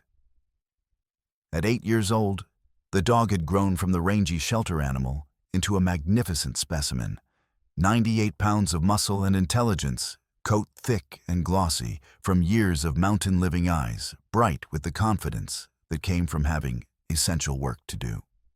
"What do you think, boy?" Elias asked as they surveyed the morning's planned work. "Ready to move some serious stone?" Scout responded with a tail wag and the kind of alert attention that meant he was ready for whatever the day might bring. They were working on the retaining wall that would protect the foundation from erosion during spring runoff, a critical component that required stones heavy enough to resist the hydraulic forces of mountain snowmelt. Elias had been moving fieldstone from a talus slope a quarter-mile up the ridge, using a sophisticated system of ropes and pulleys to lower pieces weighing several hundred pounds down a steep section of granite face. Scout knew the safety protocols they'd established after several close calls earlier in the project. When stones were moving, he positioned himself on a high ledge where he could watch for problems without being in the potential path of falling rock. They'd practiced these procedures dozens of times, and Scout had never failed to follow them with military precision. But this time, everything went catastrophically wrong. Elias was rigging a granite slab roughly the size of a door, probably weighing close to 500 pounds, when the anchor point he'd selected proved less stable than it appeared. The piton he'd driven into what looked like solid rock pulled free under the stone's tremendous weight, and the massive piece began sliding down the granite face, with gathering momentum that would have been beautiful if it hadn't been so terrifying. "Scout back!" Elias shouted, but the dog was already moving not away from the danger, but toward it, racing across the slope with the fluid grace of an animal bred for speed and courage. In the split second before disaster struck, Elias realized what was happening. Scout had seen the stone break free and was trying to warn him, push him out of the path of destruction, save his human through the kind of selfless instinct that separated dogs from every other species on Earth. The sliding granite caught Scout's right hind leg and pinned it against an outcrop of bedrock with a sound that Elias would replay in nightmares for the rest of his life. The dog's yelp of pain and shock was cut short as the weight drove him to the ground, his body twisting at angles that looked fundamentally wrong. No. Elias scrambled down the slope, his hands tearing on sharp rock, his heart hammering with panic that made it difficult to think clearly. "Jesus, Scout, why didn't you run? Why didn't you just run?" By the time he reached his partner, the stone had settled into a stable position, but the damage was horrific. Scout lay motionless except for the rapid rise and fall of his ribs, eyes wide with shock and pain that seemed to fill the entire universe. His right hind leg was pinned beneath the granite at an angle that suggested multiple fractures, and there was blood. Not the bright arterial red that would mean immediate death, but enough to indicate serious internal damage. "It's okay, boy."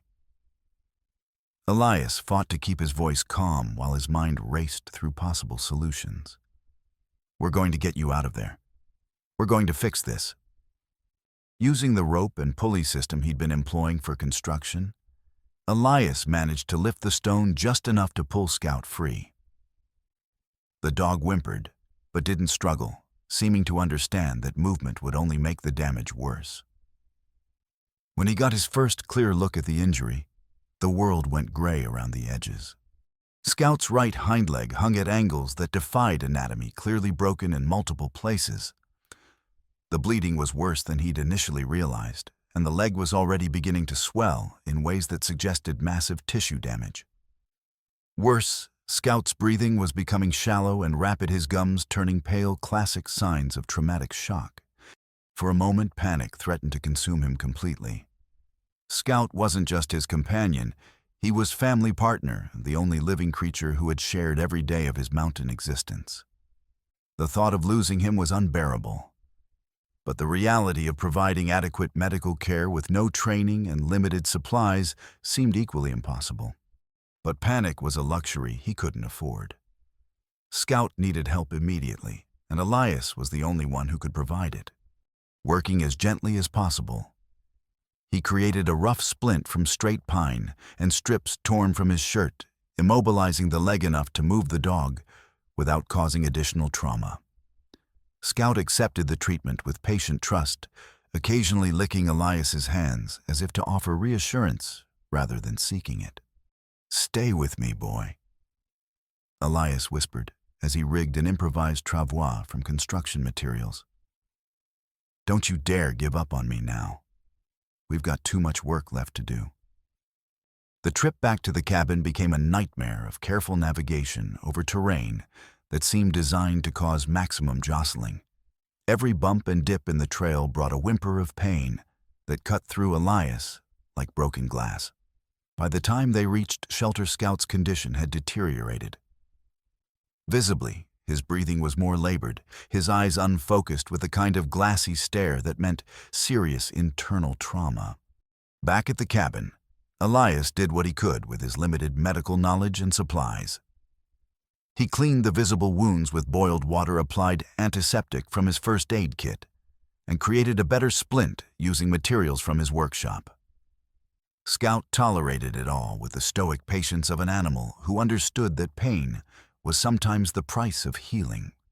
But by evening, it was clear that his efforts weren't sufficient. Scout's leg continued to swell despite cold compresses, and the dog showed no interest in food or water.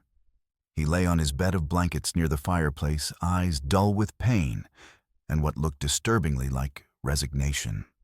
For 3 days, Elias barely left Scout's side. He spooned water into the dog's mouth and tried to tempt him with small pieces of cooked meat. He changed bandages and monitored for signs of infection, adjusting the splint when swelling made it too tight. He talked constantly, maintaining a stream of reassuring words that were as much for his own benefit as Scout's. "Remember when we first got here?" he said during one of Scout's more alert moments. "Remember how scared we were? Remember how we didn't know shit about anything? But we figured it out, didn't we? We learned. We survived. We're going to survive this too." But Scout's condition continued to deteriorate. On the 4th morning, his breathing became labored, and his temperature spiked to dangerous levels. When Elias gently examined the splinted leg, he found what he'd been dreading. The swelling hadn't decreased, and there was heat in the tissues that suggested infection was taking hold despite his best efforts at cleanliness. For the first time since finding his grandfather's hidden cache, Elias seriously considered abandoning the mountain. There was a veterinarian in the valley town 60 miles away if he could somehow get Scout there. Professional medical care might save the dog's life. But the logistics seemed impossible.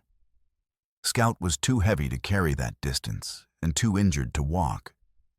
Even if he could arrange transportation, the stress of the journey might kill an animal already weakened by trauma and developing infection. That afternoon brought a crisis that tested everything he'd learned about making life-or-death decisions under extreme pressure. Scout's fever climbed higher, and he began shivering uncontrollably despite the blankets piled around him. Twice, Elias thought he'd stopped breathing, only to detect the faintest rise and fall of his ribs in the firelight. As the sun set on the 4th day, Elias sat beside Scout's makeshift bed and faced the possibility that he might lose the only family he'd ever truly known. The dog's breathing was shallow and irregular, his eyes unfocused with fever that was consuming him from within. Despite Elias's constant care, the infection seemed to be winning. That night, Scout's condition reached a critical point. His fever spiked even higher, and he became completely unresponsive to voice or touch.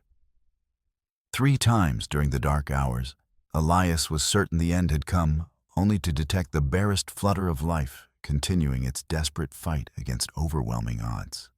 Dawn of the 5th day found Elias hollow-eyed and desperate, holding vigil over a partner who might not survive another 24 hours. Scout's breathing was barely perceptible, his body temperature dangerously elevated, despite everything Elias could do to bring it down. It was then that he made the decision that would define the rest of his life. Instead of just waiting and hoping he would act, the second journal contained detailed information about emergency veterinary procedures his grandfather had performed on farm animals during his years of complete self-sufficiency. There were antibiotics in his medical supplies, surgical instruments that could be sterilized and adapted for the kind of field surgery that might save Scout's life. The choice was between guaranteed death from inaction and possible death from inexperienced intervention. For Scout, for himself, for the partnership that had sustained them both through years of mountain living, he chose to fight. The real test was just beginning. Dawn of the 5th day broke gray and merciless, with Scout's condition deteriorated beyond anything Elias had imagined possible when he'd first pulled his partner from beneath that granite slab. The dog's breathing came in rapid, shallow pants that barely moved his ribs, each breath a monumental effort that seemed to require more energy than he possessed. His eyes, when they opened at all, were glassy with fever and unfocused with the kind of confused suffering that meant his body was shutting down system by system. Elias knelt beside his dying companion in the pale pre-dawn light, his hand resting on Scout's flank to monitor the irregular heartbeat that skipped and fluttered like a broken engine trying to maintain rhythm. The fever had returned with devastating force during the night, and Scout had become completely unresponsive to voice touch or any external stimulus. The infected leg had swollen to grotesque proportions, angry red streaks spreading up from the injury site like poisonous rivers carrying death through his system. "I know you can hear me." Elias whispered, his voice hoarse from 4 days of constant talking. "I know you're still in there fighting. But I need you to keep fighting just a little longer, okay? Because I'm going to do something that might hurt, but it's the only chance we've got." Standing at the cabin window as the first pale light touched the peaks above, Elias faced the hardest decision of his life. Every instinct screamed that attempting surgery without proper training, sterile conditions, or professional-grade equipment was madness. But the alternative, watching Scout die slowly from infection and trauma, was unbearable. The second journal contained detailed descriptions of emergency veterinary procedures his grandfather had learned during military service and refined through years of caring for injured livestock. The writing was precise and thorough, but it described operations that would challenge trained veterinarians working in sterile hospitals with proper anesthesia and post-operative care. But Elias had advantages that textbook learning couldn't provide. He'd spent 4 years learning to work with his hands, to improvise solutions from available materials, to maintain focus under pressure that would break most people. More importantly, he'd spent those same 4 years building an unbreakable bond with the animal whose life now hung in the balance. "If you were human, they'd call this a Hail Mary," he said to Scout, running his fingers through the dog's matted fur. "But you're tougher than any human I've ever met. You've survived things that would have killed weaker animals. You're going to survive this too." The decision once made brought a strange calm that surprised him with its intensity. For the first time in days, he had a clear course of action, a plan that offered hope, instead of just postponing the inevitable. Moving with the methodical precision that mountain living had burned into his character, Elias began preparing for the most important task of his life.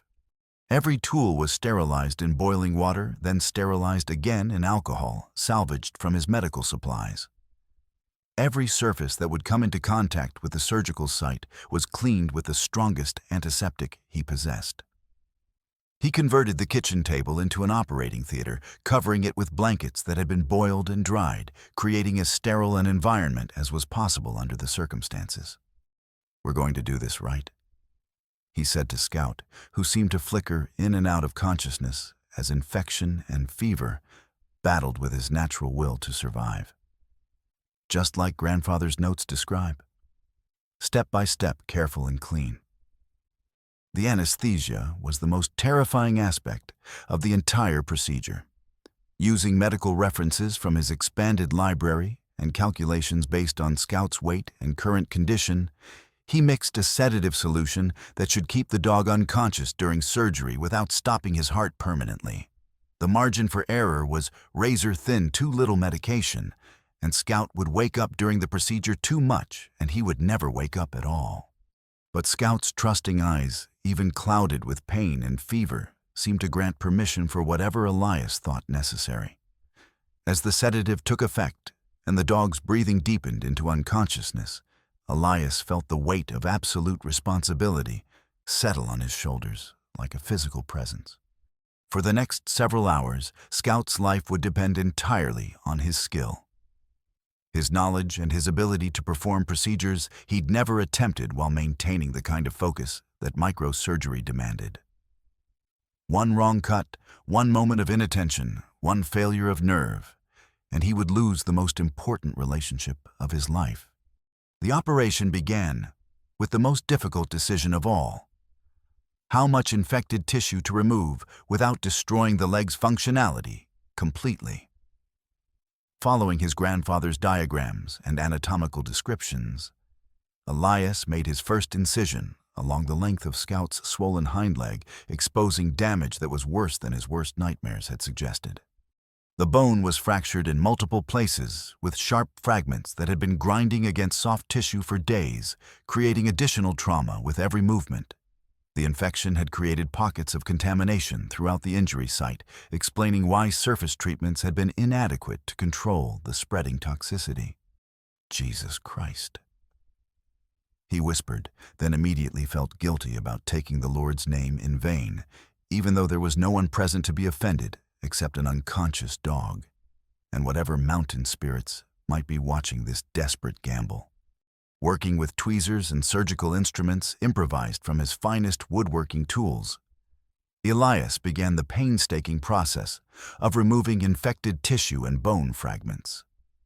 The work required microscopic precision, taking enough contaminated material to stop the infection's spread, while leaving enough healthy tissue for healing to occur. Each decision carried the weight of Scout's future mobility. Each cut the potential for salvation or permanent disability.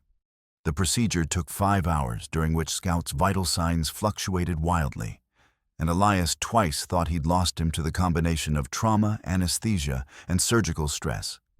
But the dog's heart kept beating with the stubborn determination that had carried them both through 4 years of mountain challenges. His lungs kept drawing breath with the rhythm of an animal who refused to surrender.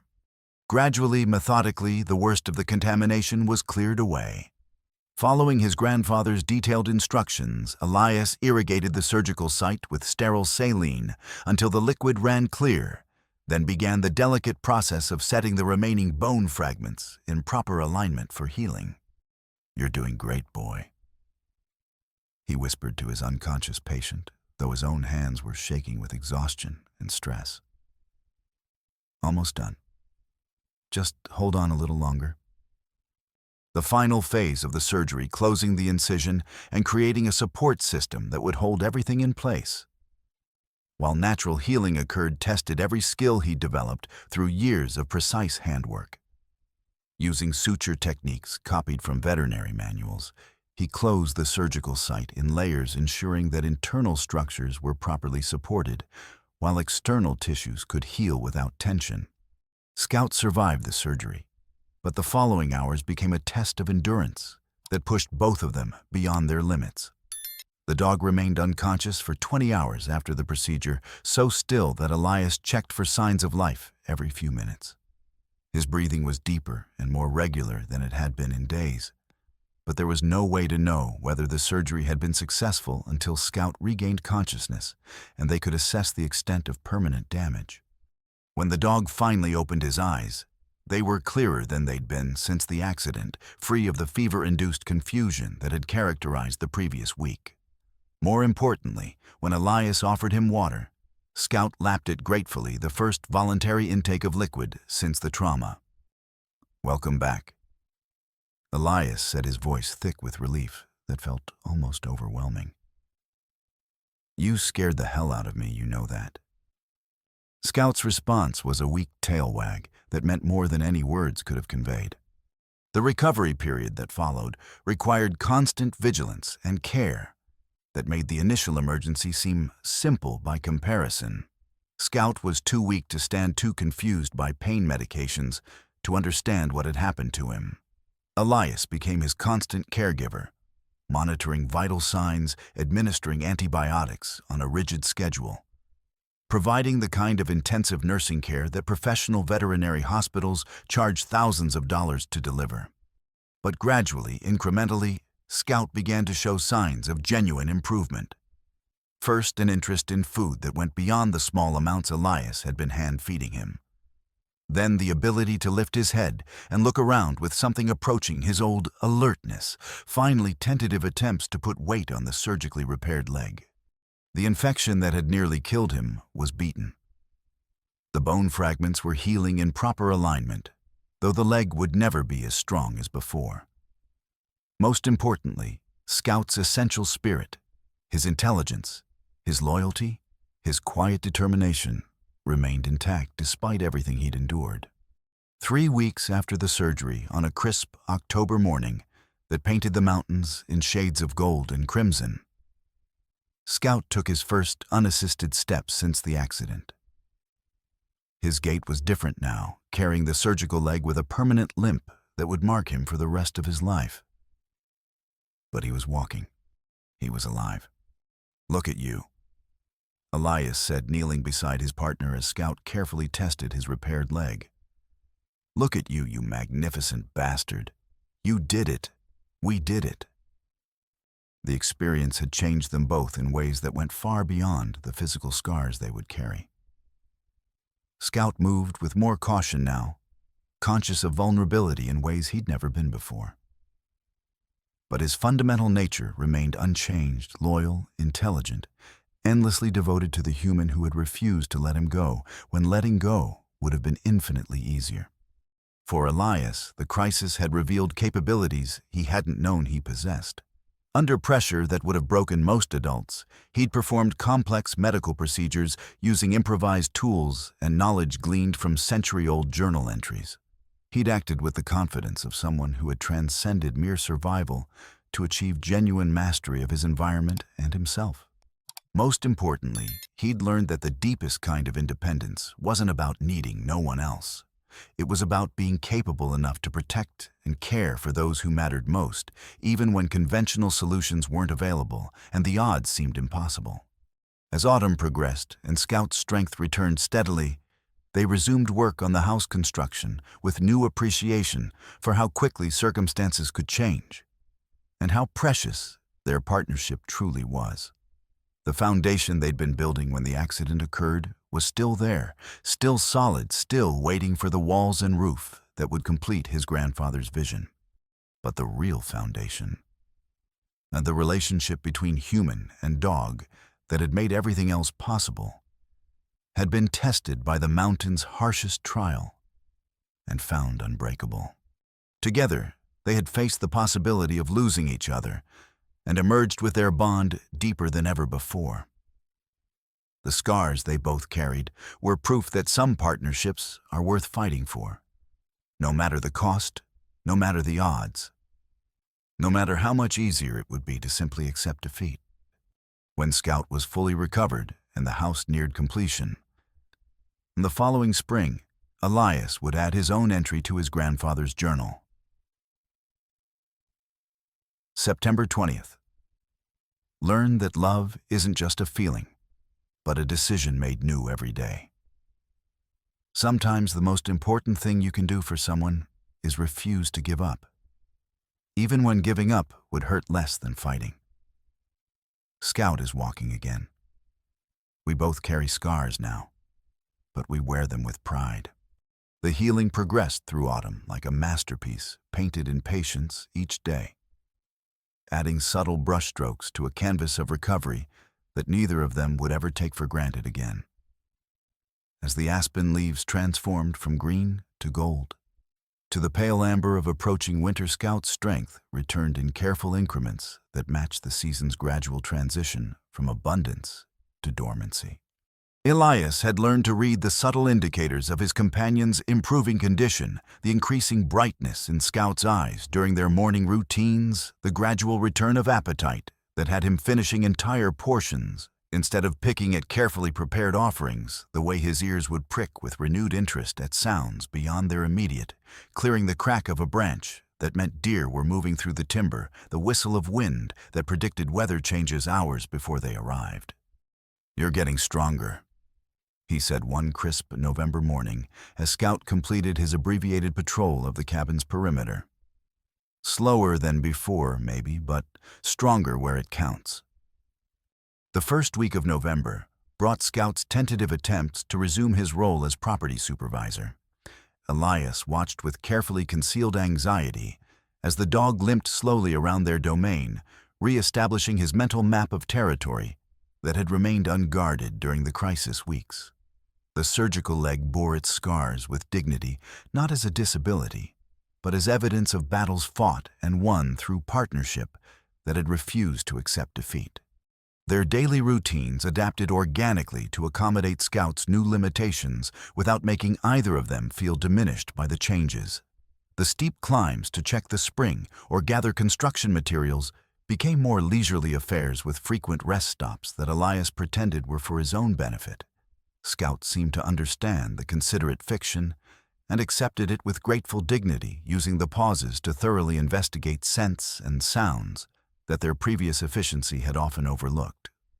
No rush, Elias would say during these breaks, though his eyes constantly monitored Scout for signs of fatigue or discomfort. We've got all day. Hell, we've got all the time in the world. More importantly, the experience had taught them both that their partnership was resilient enough to survive role reversals when circumstances demanded adaptation. Where once Scout had been the more physically capable partner, ranging ahead on trails and investigating potential dangers with the confidence of youth and health, now they moved as equals through their mountain world.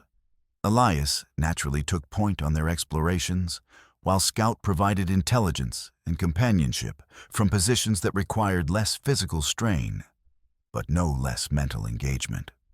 But the dog's fundamental protective instincts remained undiminished by physical limitation. When a mountain lion left fresh tracks near their compost area one gray December morning, Scout still positioned himself between the potential threat and his human hackles raised and posture communicating unmistakable warning despite the handicap of his healing leg. "You're still the baddest dog in these mountains," Elias said, scratching behind Scout's ears as they examined the cat tracks together. "Limp and all, you're still tougher than anything that walks on four legs up here." Winter brought its own form of therapeutic isolation.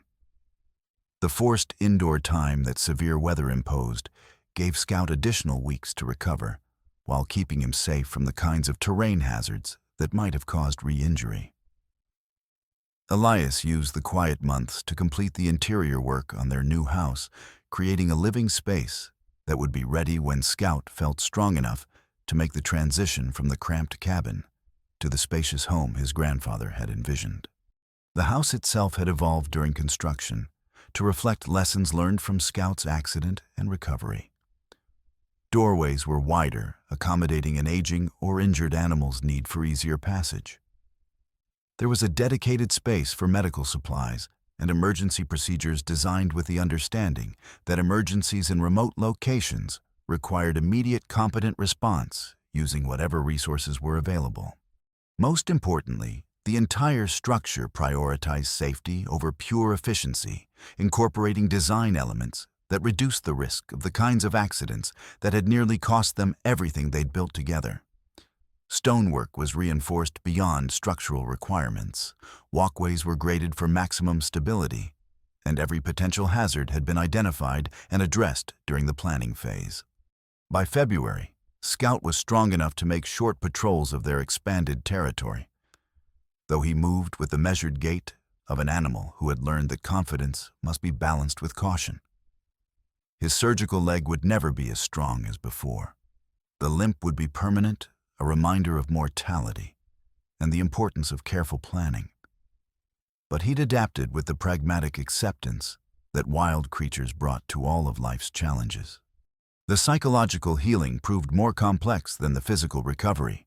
For weeks after the surgery, Scout would occasionally wake from sleep with sharp barks of distress, as if reliving the moment when tons of granite had pinned him against unforgiving stone.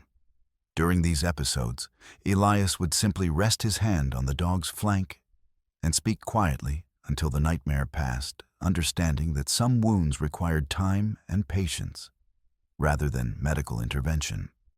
"It's okay, boy," he would whisper during these dark moments. "You're safe. We're both safe. That's all behind us now." But gradually, as winter gave way to spring and their new house neared completion, Scout's confidence returned, along with his physical strength. He resumed his role as early warning system for weather changes, his ability to predict storms hours before they arrived unimpaired by his ordeal. His talent for detecting the approach of wildlife remained intact, though his responses were more measured now, less impulsive than in his younger years. Most significantly, the experience had deepened their communication in ways that went far beyond simple command and response. Scout had learned to trust Elias's judgment about medical matters, accepting treatments and restrictions that his natural instincts might have rejected. Elias had learned to read Scout's subtle signals about pain levels and energy reserves, adjusting their activities to match the dog's capabilities without making him feel diminished or burdensome. When spring finally arrived and they moved into the completed house, the transition felt like a celebration of survival rather than just a change of address. The structure that rose from the foundation they'd been working on when the accident occurred was everything his grandfather had envisioned and more comfortable, efficient, perfectly adapted to its mountain environment, while providing modern conveniences that made harsh seasons not just bearable, but pleasant. Solar panels gleamed on the south-facing roof, providing clean electricity for Light's refrigeration and the workshop where Elias could now pursue woodworking and metalwork with professional quality tools. A greenhouse extended their growing season well into winter, while improved root cellars kept vegetables fresh year-round using passive cooling techniques that required no external energy.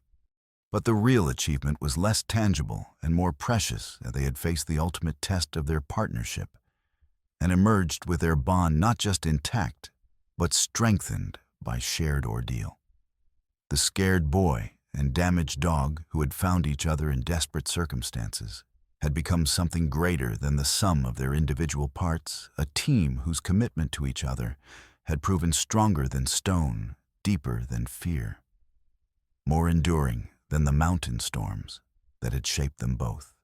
On quiet spring evenings, as they sat together on the porch of their new home, watching sunset paint the peaks in shades of gold and crimson, Elias would rest his hand on Scout's graying head and feel the weight of everything they'd accomplished together. 5 years of learning to live in one of the world's most challenging environments, of building something permanent from nothing but determination and mutual loyalty, of facing every obstacle as partners whose individual strengths complemented each other perfectly. Scout's steady breathing beside him was proof that some relationships transcend circumstance, that the most important victories aren't won through individual achievement, but through the refusal to abandon those who matter most, even when abandonment would be easier than fighting for what seemed impossible. The mountain had tested them with isolation weather and the constant demands of extracting life from reluctant land. But the greatest test had been the threat of losing each other. Having survived that trial, they were ready for whatever the future might bring, secure in the knowledge that their partnership had been forged in crisis and tempered by the kind of shared hardship that creates bonds unbreakable by anything less than death itself. Together, they had built something that would endure not just a house and homestead, but a relationship that had been tested by the mountain's harshest trials, and found stronger than granite, more flexible than pine, more essential than the water that flowed through the creek that had witnessed their entire journey from desperate refugees to confident residents of one of the Earth's most beautiful and demanding places. 7 years later, the October morning dawned with the crystalline perfection that only high mountain air could achieve, painting the world, and in colors so vivid they seemed artificially enhanced. At 19, Elias moved through his morning routines with the unconscious efficiency of someone who had found his place in the universe and made peace with both its demands and its rewards. The house his grandfather had dreamed and he had built rose from its stone foundation, like a natural extension of the mountain itself, solar panels catching the early light, smoke drifting from the chimney in a thin gray line that dissolved into vast blue emptiness above. Scout, now 11 years old and moving with the careful dignity of a dog who had earned every gray hair around his muzzle, followed his established patrol pattern around the property. The surgical scars on his right hind leg had faded to thin white lines beneath his coat, and his limp had become so familiar it seemed like a natural part of his gait rather than evidence of old trauma. He carried his years and his scars with the quiet pride of a warrior who had fought important battles and lived to see peace.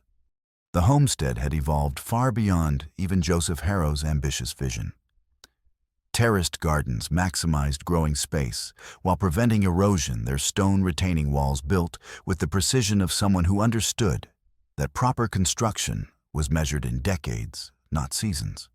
Multiple greenhouses extended their growing season until fresh vegetables were available year-round, while an expanded network of root cellars used passive cooling techniques to preserve food without requiring external energy.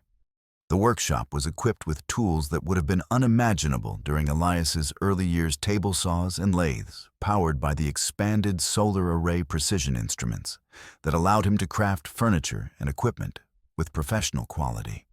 His reputation as a craftsman had spread throughout the mountain community, creating steady work that provided income while allowing him to remain based at the homestead he'd built with his own hands.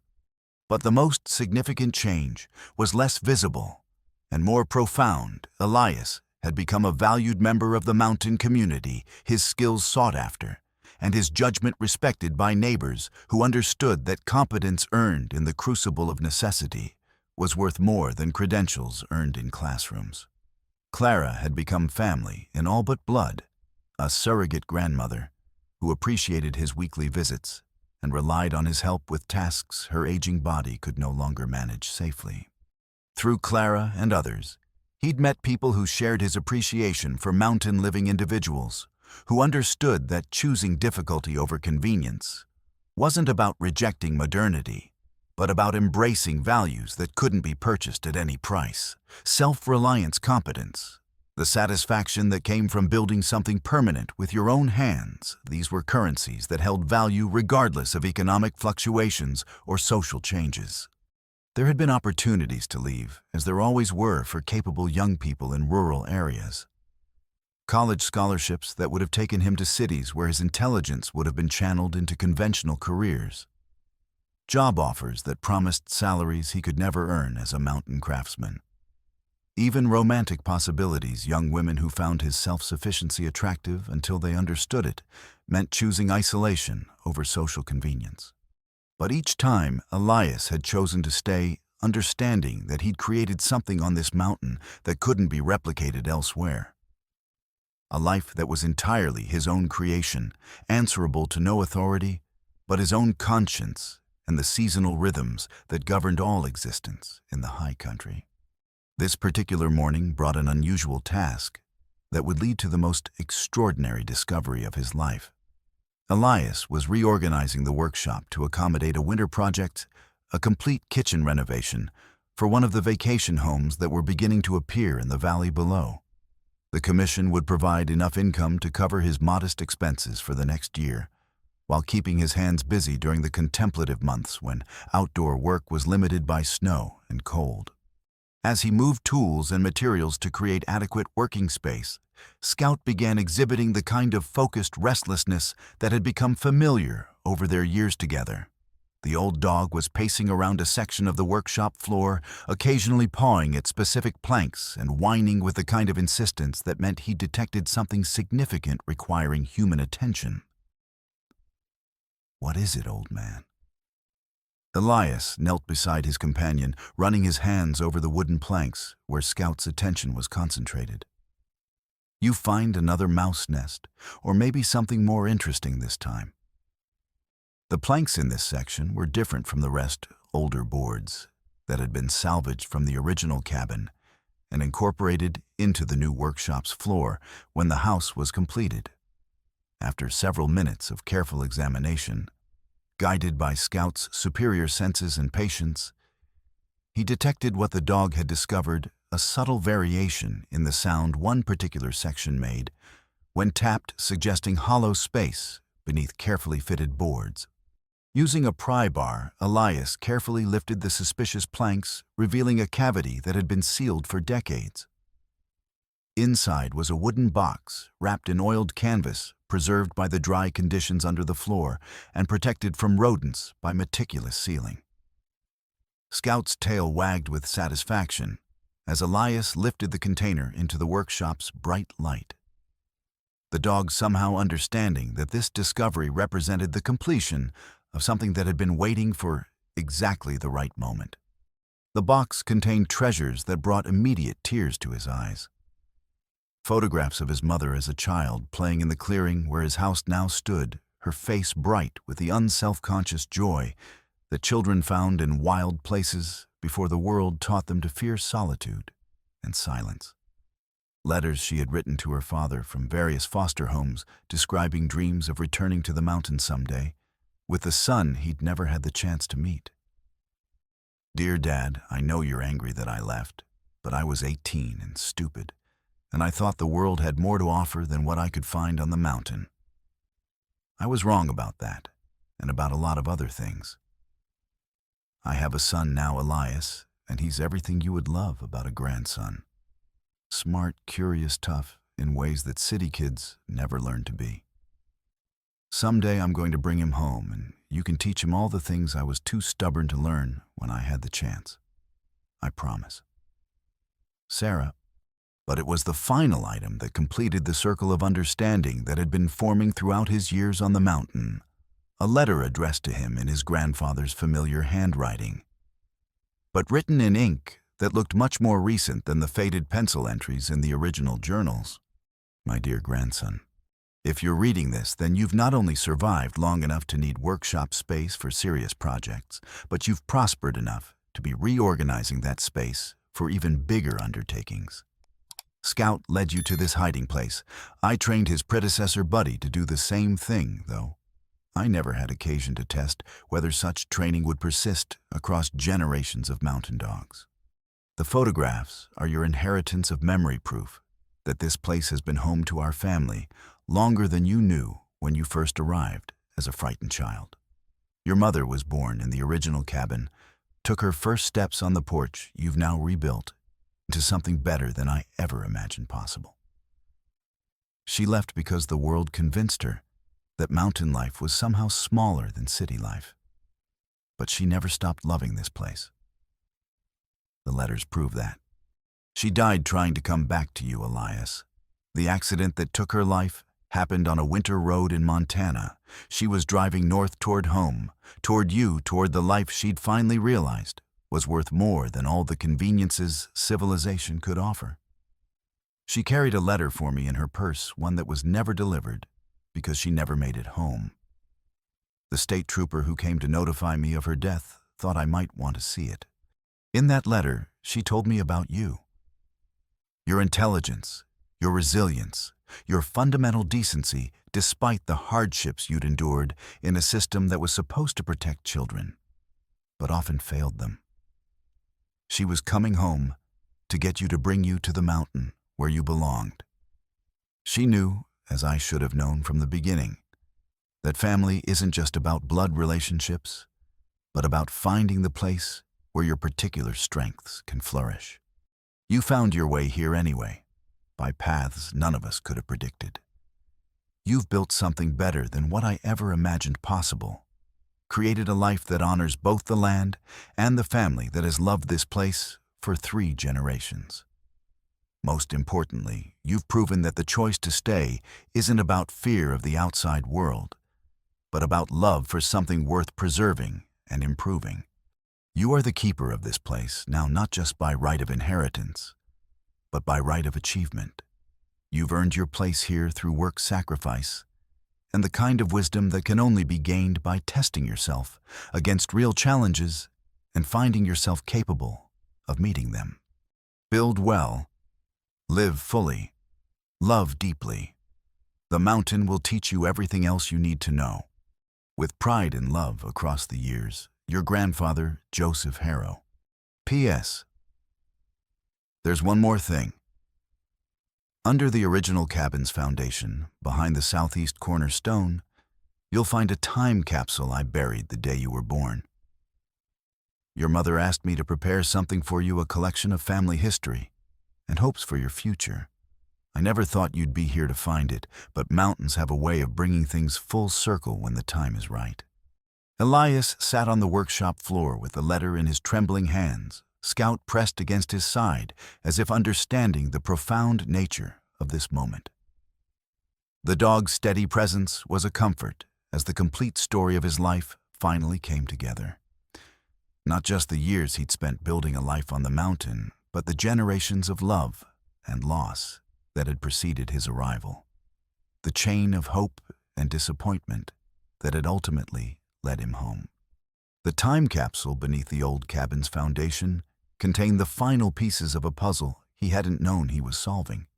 His mother's childhood journals filled with observations about plant and animal life that showed where his own naturalist instincts had originated. Photographs of family members he'd never known existed, their faces showing the same determined expression he recognized when he looked in mirrors. Even a birth certificate that listed his grandfather as next of kin paperwork that had somehow never made it into the foster care system's files, leaving him adrift when connections should have brought him home years earlier.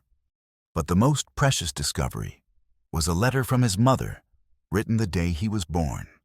"For my son, when he's old enough to understand the choices that shaped his life. You were born on the mountain during spring storms, your first cry mixing with thunder that rolled down the canyons like a blessing from the peaks themselves.